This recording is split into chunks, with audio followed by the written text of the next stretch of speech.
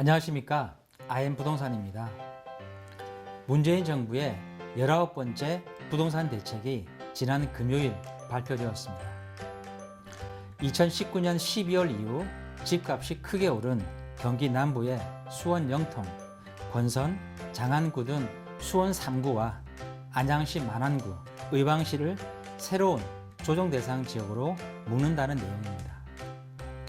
국토교통부의 발표문을 보면 조정지역 대상 내 대출 규제를 강화하고 투기 수요에 대한 관계기관 합동조사를 실시하여 투기 수요 유입을 원천 차단하겠다는 이야기입니다. 조정 대상 지역 추가 지정 후 시장의 반응은 정부의 생각과는 좀 다른 방향으로 움직이고 있는 것 같습니다.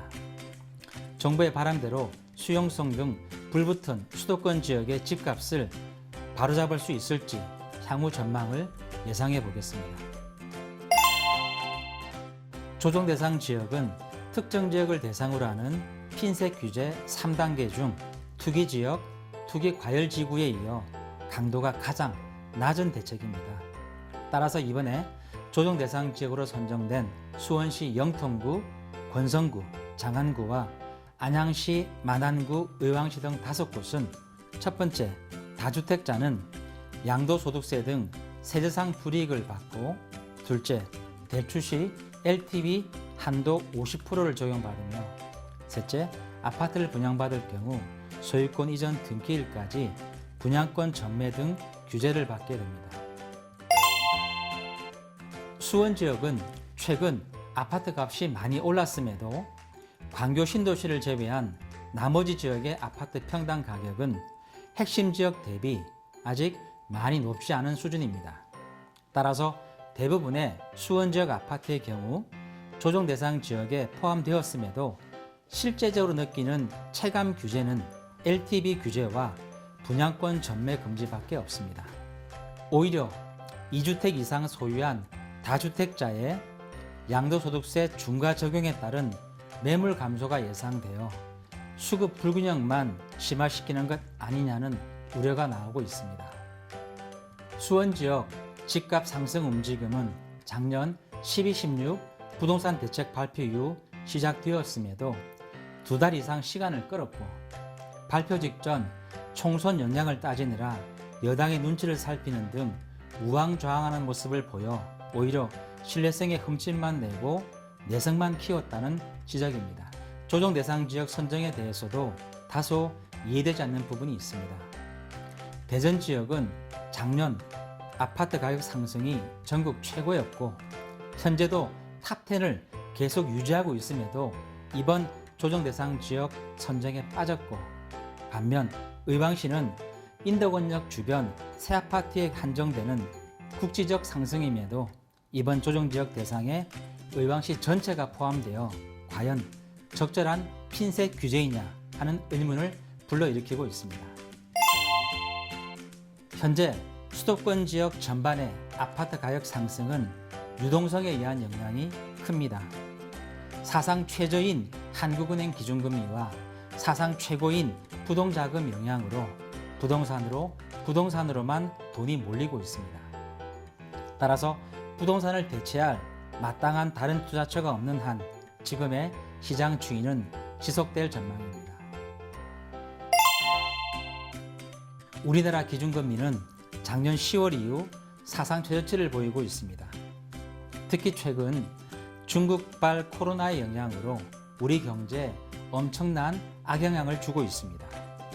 경기 진작을 위해 한국은행의 기준금리를 낮춰야 하지 않느냐는 주장이 계속 나오고 있습니다.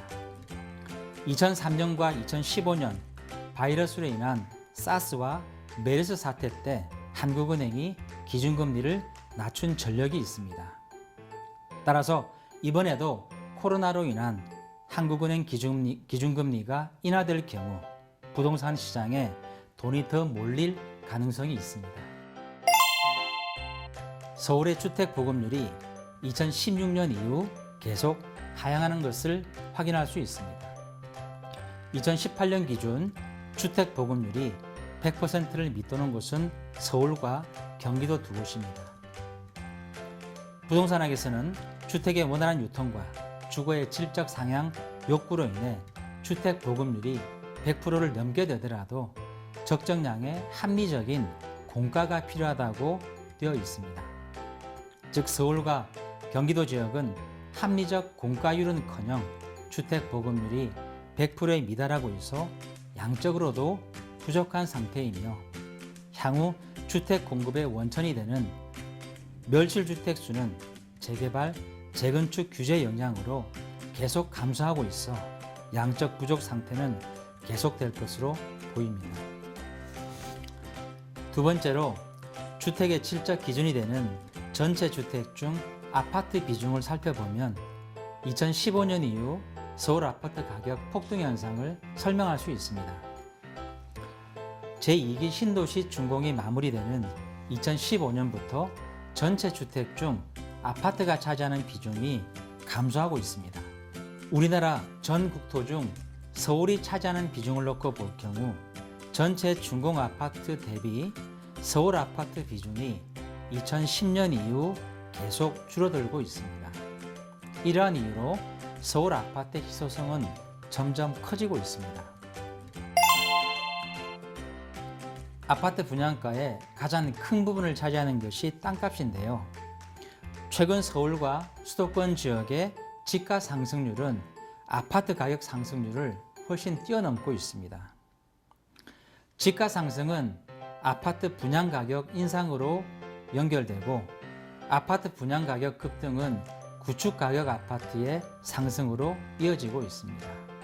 즉, 땅값 상승은 아파트 가격 상승의 전주곡인 셈입니다. 이러한 여건을 종합해 보면 수도권 지역 집값 상승을 예견하는 것은 어려운 일이 아닙니다. 이번 발표로 수용성 등 경기 남부권 지역은 잠시 숨고르기에 들어가겠지만 교통 여건이 획기적으로 좋아지고 좋은 일자리가 많음에도 아직 저평가된 수원 지역 재개발, 재건축 시장은 언제든지 제2차 랠리를 이어갈 가능성이 있다고 판단됩니다. 금정역은 서울 지하철 1호선과 4호선의 환승역이고 향후 GTX C 노선 금정역이 들어설 지역임에도 불구하고 경기 남부 지역 GTX 역사 중 집값이 가장 저평가되어 있습니다. 따라서 규제 무풍 지역인 이곳이 제2의 수원이 될 가능성이 가장 농후합니다. 특히 금정역 초역세권인 힐스테이트 아파트와 길 건너 5층 저층 아파트인 삼성 아파트가 유망해 보입니다.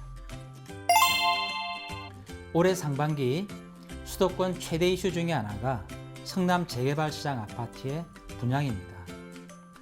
수도권 아파트 값을 잡기 위해서는 성남시 수정구와 중원구를 투기 과열지구로 상향할 것으로 예상했는데 결과적으로 성남 구시가지 재개발 시장은 조정 대상 지역의 지위를 유지하게 되었습니다.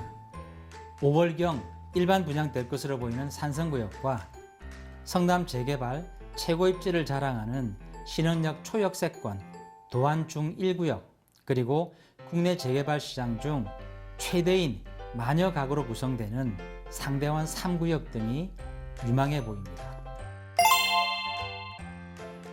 정부의 부동산 규제가 서울의 경우 9억 원 초과에 집중되어 있으므로 9억 원 이하 아파트가 각광을 받고 있는데요.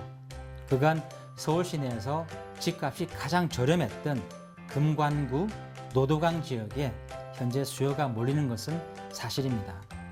특히 작년 9월 착공한 신안산선이 그동안 낙후되었던 서울 서남부 지역의 교통 인프라를 끌어올릴 것으로 예상되어 신안산선 역세권 중심으로 투자할 경우 지하철 공사 단계별로 시세 차익이 가능할 것으로 보입니다. 수원 등 경기 남부권의 조정 대상 지역 선정 발표 이후 시중에서는 수용성의 시즌2로 안시성, 김부검이란 말이 회자되고 있습니다. 이는 부동산 대책 발표 이후 그나마 유지되던 규제 약발도 벌써 다 했다는 느낌입니다. 아파트는 돈이 아니라 집이라는 시장과 동떨어진 이상론과 수요 억제가 아닌 공급 확대라는 근본적 부동산 정책 패러다임의 전환이 없는 한 제2의 수원 영통, 제3의 수원 팔달은 언제든 재현될 것으로 보입니다. 감사합니다. 지금까지 IM 부동산이었습니다.